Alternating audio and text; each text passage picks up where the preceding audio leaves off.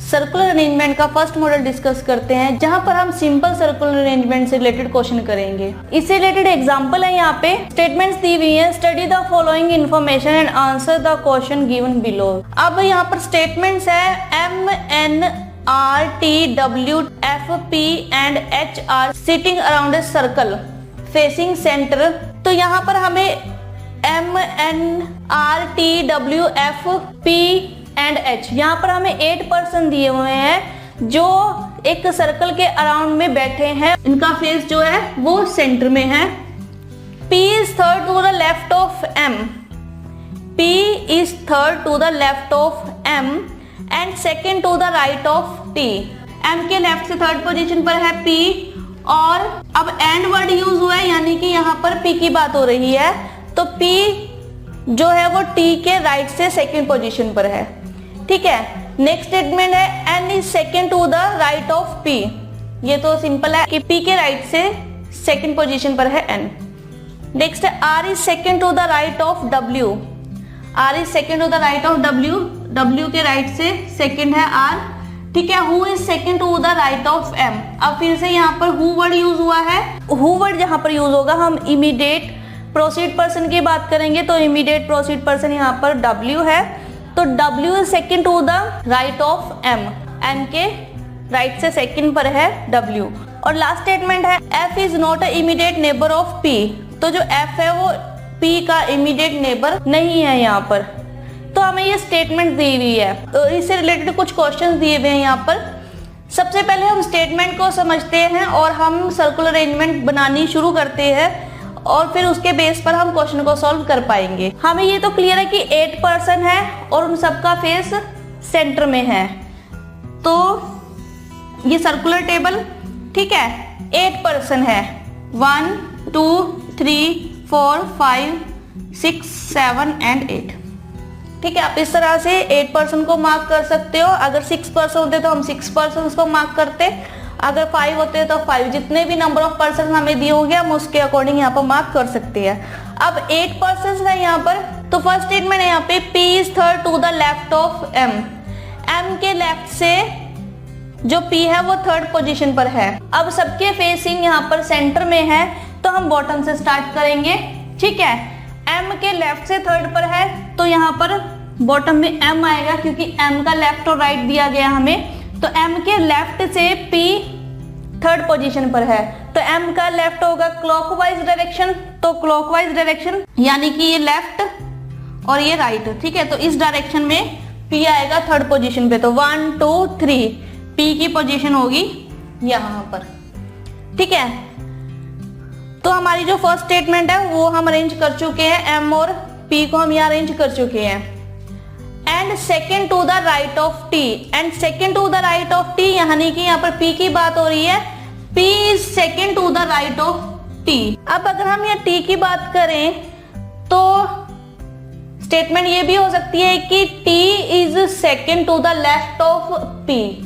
P हमारे पास दिया हुआ है यहाँ पर अरेंजमेंट में, तो अगर हम इसके लेफ्ट की बात करें तो सेकेंड पोजीशन पर है T, first and second 1 and 2, तो यहाँ पर आएगा T। ठीक है, और अब हमें पता है कि जो T की राइट पोजीशन है वो ये है, तो 1 एंड 2 सेकेंड पोजीशन पर है यहाँ पर P। ठीक है, तो हमने यहाँ पर T को अरेंज कर दिया। नेक्स्ट स्टेटमेंट है N is second to the right of P।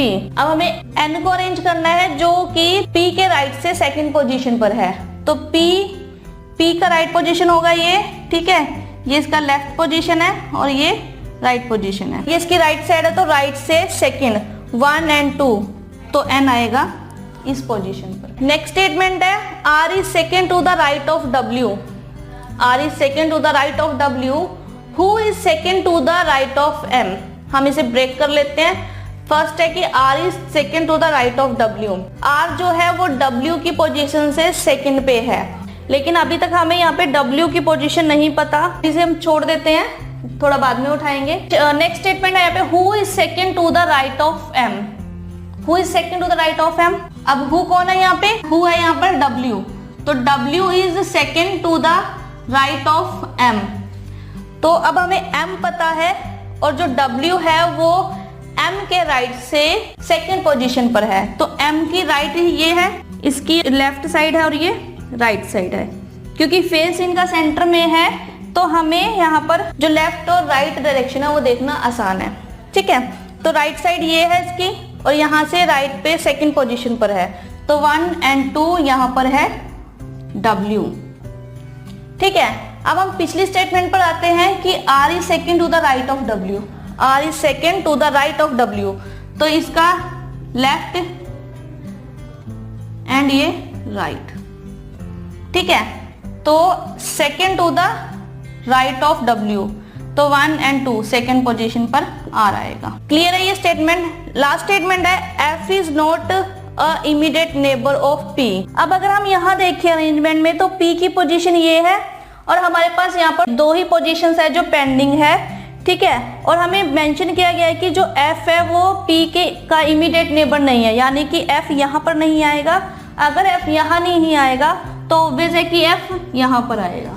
अब F यहाँ पर आया तो हमारे पास एक ही पोजीशन बची और हमारे पास एक ही पर्सन यहाँ पर रह गया होगा जो कि है H। ठीक है, तो यहाँ पर पोजीशन होगी H की। तो अब हम यहाँ पर इन 8 पर्सन्स को अरेंज कर चुके हैं जिनका फेस सेंटर में है, और अब हमें इनकी पोजीशंस पता है कौन किसके लेफ्ट में और कौन किसके राइट में है, चाहे वो सेकंड टू द राइट है चाहे वो थर्ड टू द राइट है। ठीक है, तो हमें अभी सबकी पोजीशंस यहाँ पर पता है। अब इससे रिलेटेड एक क्वेश्चन दिए हुए हमें, तो हम क्वेश्चंस देखते हैं। फर्स्ट क्वेश्चन है यहाँ पे, who is immediate right of P। P है ये, तो इसका इमीडिएट राइट कौन है। अब P का लेफ्ट ये है एंड क्लॉकवाइज और राइट है एंटी क्लॉकवाइज, तो एंटी क्लॉकवाइज जो इमीडिएट मतलब बिल्कुल साथ में जो पर्सन है राइट में वो है H, तो यहाँ पर ऑप्शन ए है राइट आंसर H। ठीक है, सेकंड क्वेश्चन है यहाँ पर, who is third to the right of H। तो H का लेफ्ट साइड ये है और राइट साइड ये है। ठीक है, तो ये राइट साइड है और ये लेफ्ट है। ठीक है, तो राइट से थर्ड 1, 2 और 3, तो राइट से थर्ड पोजीशन पर है F, तो ऑप्शन डी यहाँ पर है राइट आंसर। थर्ड क्वेश्चन है यहाँ पे, who is second to the right of F।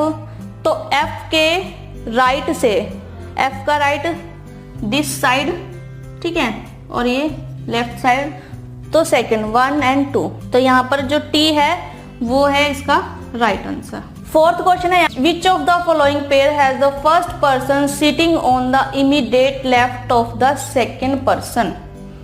ठीक है, तो हमें यहाँ पर पेयर्स दिए हुए हैं और हमें बताना है कि इनमें से कौन सा पहला पर्सन दूसरे पर्सन के यहाँ पर बिल्कुल लेफ्ट में है।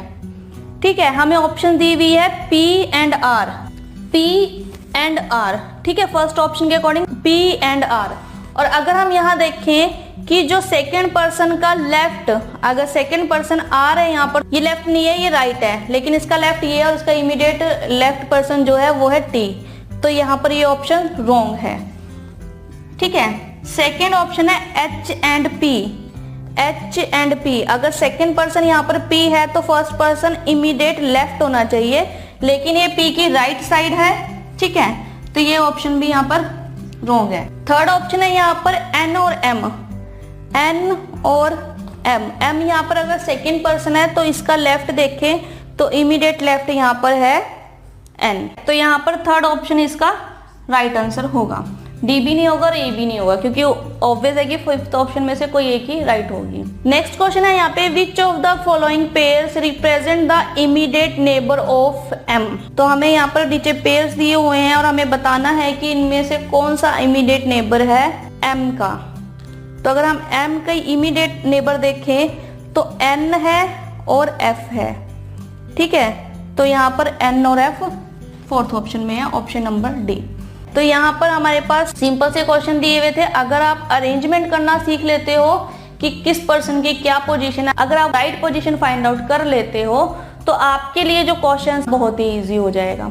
तो सिंपली आप ध्यान रखिए कि पर्सन का फेस सेंटर में है या आउटवर्ड, तो सेंटर के हिसाब से लेफ्ट राइट चेक कीजिए, और अगर आउटसाइड है तो उसके हिसाब से लेफ्ट राइट चेक कीजिए। ठीक है, तो आप इस पर अच्छे से प्रैक्टिस कीजिए ताकि आप कुछ ही सेकंड्स में इनके क्वेश्चन को भी सॉल्व कर सके।